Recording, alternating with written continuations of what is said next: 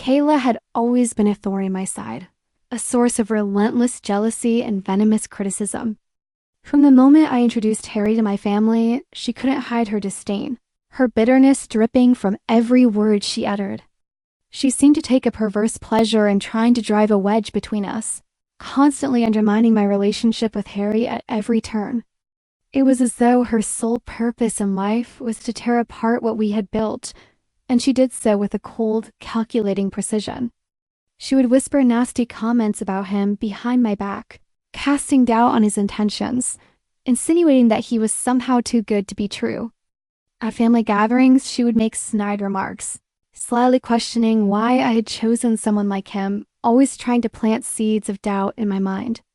Every time I confided in her, she would twist my words, manipulating the situation to paint Harry in a negative light. Her obsession with our relationship became unbearable, and the more she schemed, the more she tried to sabotage our happiness. It was as though she enjoyed seeing me suffer, watching us struggle under the weight of her toxic presence. Kayla's behavior took a darker turn when she began to bring up Harry's ex-girlfriends at every opportunity, each mention more deliberate and sinister than the last. At family dinners, during casual conversations, she would slyly drop comments about how close Harry had once been with certain women, always framing it as if I should feel insecure or threatened. She'd laugh, almost mockingly, as she mentioned their names, leaning in with a glint of malice in her eyes. I could feel her doing it intentionally, as if trying to plant seeds of doubt in my mind, hoping I would question Harry's loyalty. It wasn't enough for her to attack our present, she wanted to tear apart the past too, digging into old wounds to make me feel like I could never measure up. The more she spoke about his past relationships, the more I could see the manipulation beneath her words, the way she was trying to create friction between us. Harry and I would often find ourselves in heated arguments after these encounters, the trust I had in him shaken by her poisonous whispers. The weight of her interference became unbearable, as if she was purposely trying to destroy everything we had worked for. Kayla's need for control over Harry reached disturbing new heights as she started to openly assert that no one could be better for him than the people she deemed worthy. It was no longer about casual comments or subtle hints. Now she was actively trying to dictate his choices, especially when it came to our relationship. At one point, she flat out told Harry that none of the women he had been involved with in the past, including me, truly understood him the way she did. She insisted that his happiness and future depended on her approval, as if she had the power to determine who deserved to be in his life. It was a relentless campaign to undermine our bond, to make him question his own decisions. She often manipulated situations, forcing Harry to pick between her and me, creating a false narrative that she was the only one who truly had his best interests at heart. The more I tried to stand my ground, the more aggressive she became, belittling me and asserting her dominance over him. Her toxic influence was suffocating, and I could see Harry's confidence beginning to crumble, torn between the woman he loved and the one who had always been there, pulling his strings. It felt like I was losing him to her grip, and the emotional toll of her control was tearing me apart. Kayla's blatant disregard for the significance of our wedding day became evident when she showed up dressed in a somber black gown, almost as if she were attending a funeral rather than celebrating a joyous occasion. The moment she walked in, all eyes turned to her, but not for any good reason. It was as if she was purposely trying to overshadow me, to make the day about her own narrative of loss and sorrow. The deep, dark shade of her dress screamed for attention, and I couldn't shake the feeling that she was trying to send a message, a twisted, dramatic statement, as if she was mourning the end of something, though it had nothing to do with her. The subtlety of it was chilling. Her presence at my wedding felt like a calculated attempt to turn the event into a spectacle, to cast a shadow over what was meant to be one of the happiest days of my life. She couldn't stand the idea of me having my moment, and it was clear that she was determined to manipulate the attention onto herself. I could feel the tension building, the whispers growing louder as people started to notice the stark contrast between her attire and the celebration around her. It was a deliberate attempt to ruin my happiness, to make the day not about love, but about her own twisted theatrics. As the tension escalated and Kayla's disruptive behavior continued to spiral out of control, I could feel the weight of her malicious presence hanging over the entire ceremony. She didn't just make her grand entrance in a black dress, but now she was actively trying to sow chaos. Her rude comments, the way she attempted to make everything about her, and the spiteful remarks she threw in my direction had reached a breaking point. The guests were clearly uncomfortable, and the whispers were no longer subtle. At that moment, it became undeniable. She was deliberately trying to ruin my day. But, to my shock, it wasn't just me who could see through her game. My husband's family, who had always been supportive of me, finally snapped. Harry's brother, a man of few words, stood up and sharply confronted Kayla, his voice filled with authority. "That's enough, Kayla," he said, his eyes burning with fury. "You need to leave now." His words cut through the air like a knife, silencing the room. Kayla's expression twisted in disbelief, but the force of his demand left her no choice but to gather her things and storm out in humiliation. As she was escorted out, I felt a weight lift off my shoulders. For the first time, I realized that I wasn't alone. My new family had my back, and Kayla's power was slipping away. It was a small victory, but one that gave me the strength to enjoy the rest of the day, free from her toxic presence. After the birth of our son, I had hoped for a new chapter in my life. The chaos from the wedding, the tension with Kayla, and all the emotional wounds from the past seemed like they would finally fade into the background. My baby boy was everything I had ever wanted, and I thought nothing could disrupt the happiness I felt in that moment. But Kayla, ever the manipulative and toxic force, had no intention of letting things go. The first sign came a few weeks after I brought our son home. Kayla's subtle remarks began to surface during family gatherings, always wrapped in the guise of concern. But it was clear to everyone who had been paying attention that her words were nothing more than passive-aggressive attacks. She would sidle up to me, her voice laced with a fake sweetness that made my skin crawl, and say things like, "It's funny, he doesn't look like Harry, does he?" At first, I brushed it off, hoping it was just her usual jealousy rearing its ugly head. But it didn't stop. Instead, it only escalated. Then, at a family get-together, it happened. Kayla leaned in, her eyes gleaming with something darker, and said in a tone loud enough for the whole room to hear, "Are you sure he's really Harry's? He doesn't look like him at all." The words hit me like a punch to the gut, and I could feel every ounce of my protective instinct for my child flare up. How dare she insinuate that my baby wasn't Harry's? The nerve. The audacity. I was speechless for a moment, trying to process the cruelty of her words. The room fell into an uncomfortable silence, and I could see the shock on Harry's face. He had always been the one to tolerate Kayla's antics, believing naively perhaps that she would eventually change. But now, even he couldn't ignore the blatant disrespect she had shown toward his family. He looked at her with a coldness I had never seen before, and in that instant, I knew things would never be the same between them again. "Kayla," Harry said, his voice low but filled with authority, "you've crossed a line. That is our son. Don't ever question his paternity again. This is the last time I'm tolerating your behavior." The shock on Kayla's face was palpable. She had never seen Harry stand up to her before, and it was clear she wasn't used to being challenged. But the damage had been done. Her cruel attempt to destabilize our family, to plant seeds of doubt about my son's identity, was the final straw. Harry didn't hesitate for a second after that. "I'm done with this," he said, his voice now firm with conviction. "You've gone too far. We are cutting ties with you. Don't bother trying to contact us anymore." It was an earth-shattering moment, one that I'd never expected to witness. Harry, the same man who had been her silent protector for so long, had now cut her off completely. I could see the fury in Kayla's eyes, but also a deep sense of betrayal that her grip over Harry had finally slipped away. As she stood there, seething, I felt a sense of relief wash over me. For the first time, Harry had chosen me and our son over his toxic sister. I had feared that, even after everything, he would continue to make excuses for her, But in that moment, he proved me wrong. Kayla's hold over him was broken, and with that, she was out of our lives for good. From that day forward, Harry and I built our life without her poison. No more manipulations, no more cruel comments, no more questioning of our family. Kayla's attempts to tear us apart had failed, and we were stronger for it. But the scars from her actions remained, and I knew it would take time to fully heal from the damage she had caused.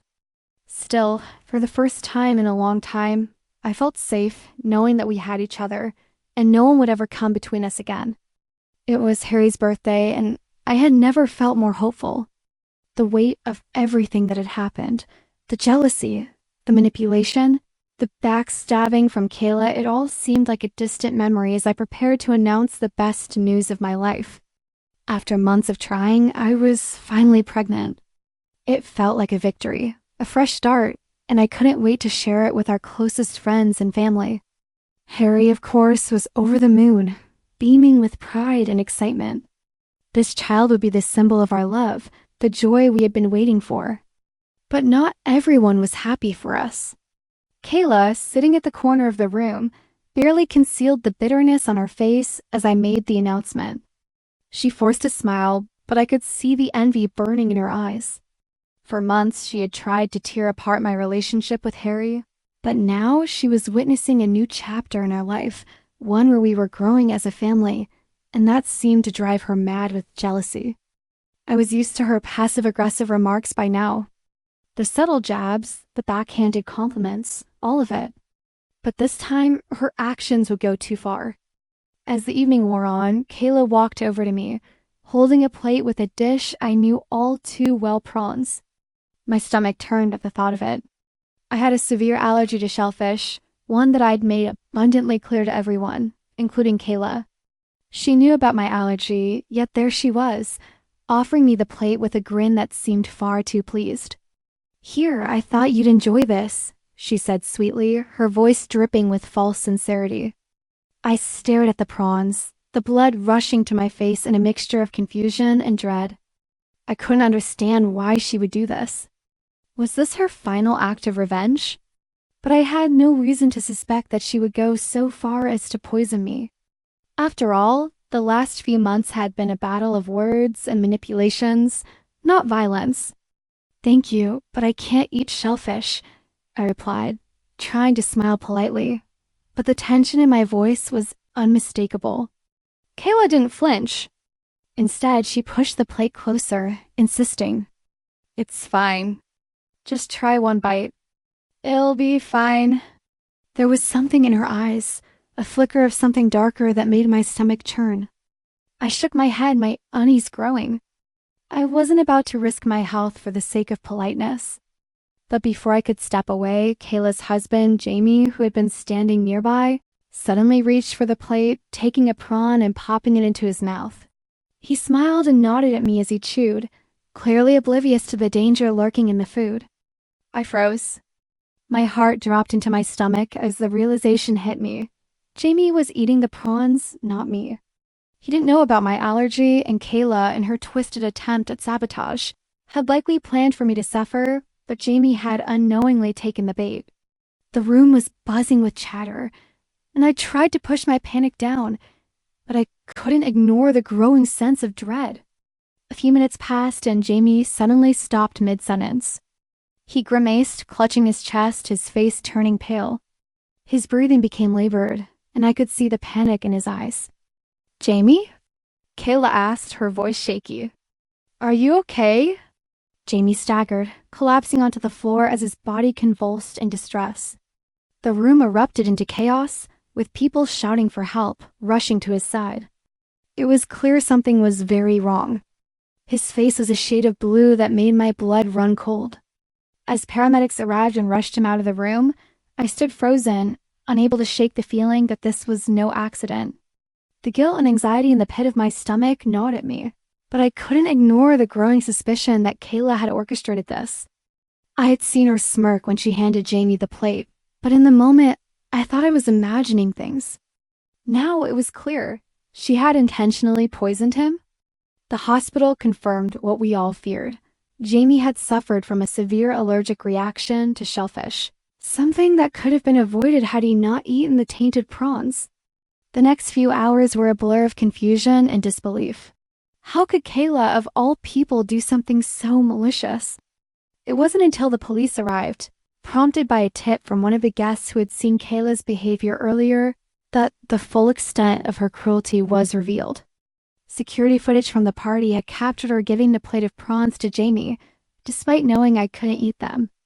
Witnesses recalled her strange behavior when she offered the plate to me, almost as if she were trying to get me to eat it, but when I refused, she had no problem giving it to Jamie. The truth came crashing down. Kayla had poisoned Jamie in an attempt to hurt me. The motive? It was clear. Her jealousy had spiraled out of control, and she couldn't bear to see me happy, carrying Harry's child while she remained in the shadows of her own bitterness. Kayla was arrested that evening, her face twisted in anger and disbelief as she was taken into custody. She was charged with attempted murder and several other offenses related to the poisoning. It was a shocking turn of events that no one could have predicted. Her actions had gone beyond cruelty and manipulation. They had crossed into something far darker. As for Harry and me, the trauma of the event took time to process. The birth of our son should have been a joyful occasion, but instead, it was tainted by Kayla's vengeful actions. The betrayal cut deep, but Harry's love and protection never wavered. He stood by me through the darkest moments, and together we began to rebuild our lives. Kayla, once the center of our family gatherings, was now out of our lives for good. Her attempts to destroy what Harry and I had were futile, and she paid the price for it. As the months passed, the scars from that night lingered, but we learned to heal, slowly but surely, with our son as a reminder of the strength of our bond. In the wake of Kayla's shocking actions, the fallout was inevitable. Once the truth about her attempt to poison Jamie came to light, there was no hiding from the consequences. Her web of manipulation, jealousy, and hatred unraveled before the eyes of everyone who had once been close to her. Family members who had turned a blind eye to her toxic behavior now saw her for what she truly was. Friends who had once supported her began to distance themselves, no longer willing to be associated with someone who had crossed such an unforgivable line. It was as though the world had turned its back on her, and rightfully so. Kayla lost everything. Her marriage to Jamie, which had always been fraught with tension, dissolved shortly after the poisoning incident. The betrayal was too much for him to bear. In the blink of an eye, she went from being a part of the family to being a pariah, isolated, shunned, and broken. Her reputation, once fragile but tolerable, was now irreparably damaged. She had not only lost her marriage, but she had also lost her place in the community and in the lives of those she had once manipulated with ease. No one could look at her without seeing the darkness that had led her to such a desperate and vile act. As for Harry and me, we had come to a realization. Kayla's actions had torn apart so many lives, but it wasn't going to tear ours apart. We had something far more precious now, our son. Our family was our priority, and we were determined to protect it at all costs. With Kayla out of the picture, we were able to focus on what truly mattered. We built our lives around love, trust, and stability. The chaos that Kayla had brought into our lives slowly faded into the past, but the scars would remain. It wasn't an easy journey, especially with the lingering trauma from the poisoning incident.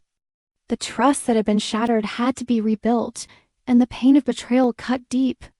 But with each passing day, our bond grew stronger. Harry proved time and time again that he would always stand by me, that our family was his everything. We moved forward, not looking back at the wreckage Kayla had left behind. Our home became a sanctuary, filled with laughter, love, and the joy of raising our son. We surrounded ourselves with people who truly cared for us, those who had stood by us through the darkest times and helped. SIL! It was a tight-knit circle, and we made sure that Kayla's influence would never reach us again. We didn't need the toxic presence of someone who had once been family, but was now nothing more than a distant memory. Kayla's downfall, though tragic, served as a painful reminder of what jealousy, manipulation, and bitterness could do to a person. She had been consumed by her own darkness, and in the end, it had destroyed her. While it was heartbreaking to see someone we once cared about fall so far, we knew we had to protect ourselves and our new life. There was no place for her in our world anymore, and the peace we had found in each other was something we vowed to safeguard. We were no longer just survivors of Kayla's cruelty. We were a family, stronger than ever, determined to build a future filled with love, happiness, and the unwavering support that we had fought so hard to achieve. The past was behind us, and we were focused on what truly mattered, the future we were creating for our son, and the happiness that was within our reach. Kayla's chapter in our lives was over, and we had turned the page to a new beginning.